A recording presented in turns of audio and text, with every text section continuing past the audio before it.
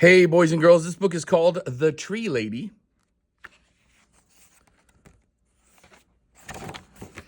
The Tree Lady, the true story of how one tree-loving woman changed the city forever, by H. Joseph Hopkins.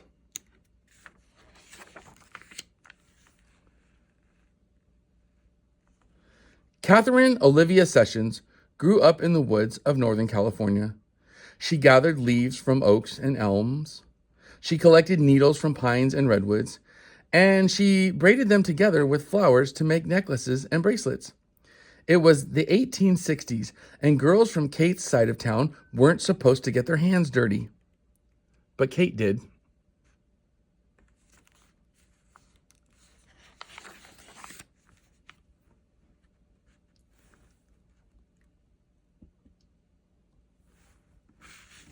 Kate listened well in school. She learned how to write and count. She remembered the poems and stories she read. But best of all, she liked studying wind and rain, muscles and bones, plants and trees, especially trees. Most girls were discouraged from studying science, but not Kate. So these look like Latin names for trees. And this looks like a classroom full of boys. That kid's napping, but she's raising her hand.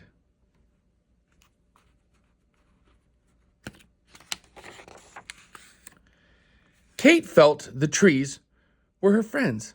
She loved the way they reached toward the sky and how their branches stretched wide to catch the light.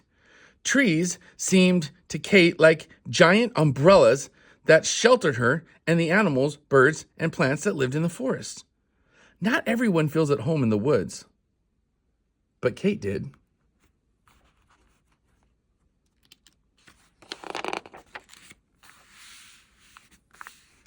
When Kate grew up, she left home to study science at college.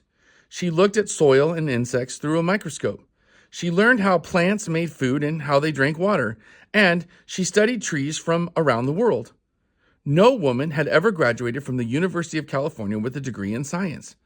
But in 1881, Kate did.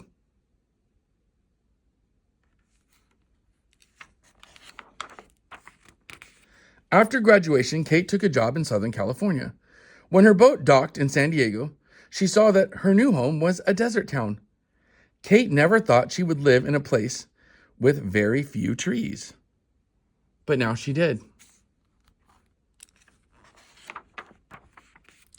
Kate began her job as a teacher. She was also the vice principal of the school, so she had to make sure that everyone followed the rules. Kate missed studying science and was not sure she would stay on the job, but for 2 years, she did.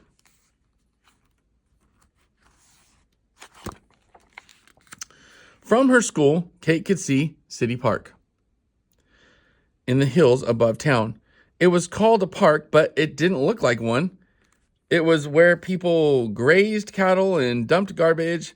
Most San Diegans didn't think trees could ever grow there, but Kate did.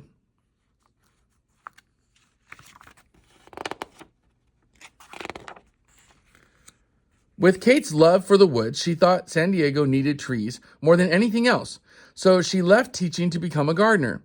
She knew she must plant trees that could live in dry soil with lots and lots of sunshine. Her friends worried Kate wouldn't find trees like that, but she did.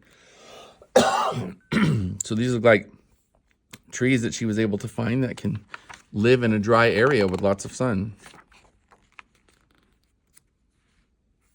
The yucca tree, the eucalyptus, the Aleppo pine, the bunjum, the quiver tree, the jacaranda, the Italian cypress, the bristlecone pine, the Brazilian pepper, palm tree, naked coral tree, and dragon tree. Kate became a tree hunter. She wrote letters to gardeners all over the world and asked them to send her seeds that could grow in the desert. She also traveled south into Mexico to look for trees that liked hot, dry weather and steep hills and canyons. Not everyone knows how to hunt for trees, but Kate did. Soon, Kate's trees were planted along streets, around schools, and in small parks. and plazas all over town. People bought trees from Kate's nursery and planted them in their yards.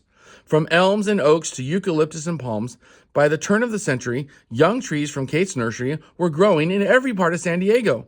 Most people didn't think a desert town could sustain so many trees. But Kate did. It looks beautiful, all the trees in the town.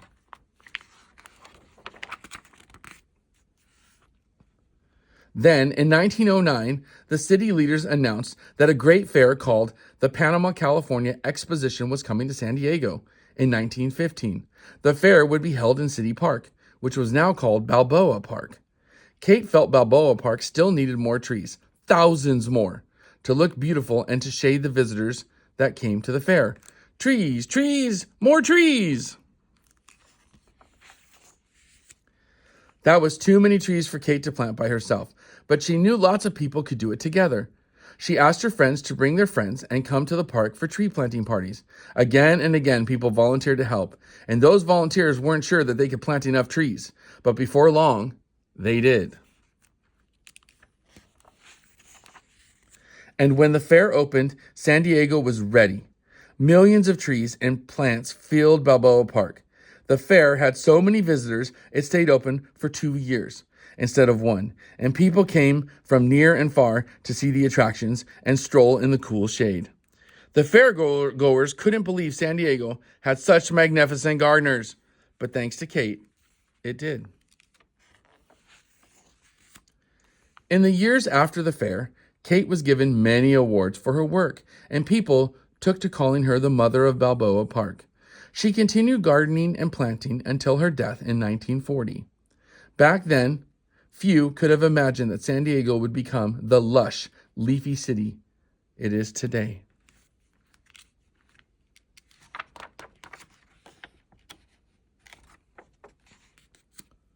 But all along, year after year, Katherine Olivia Sessions did.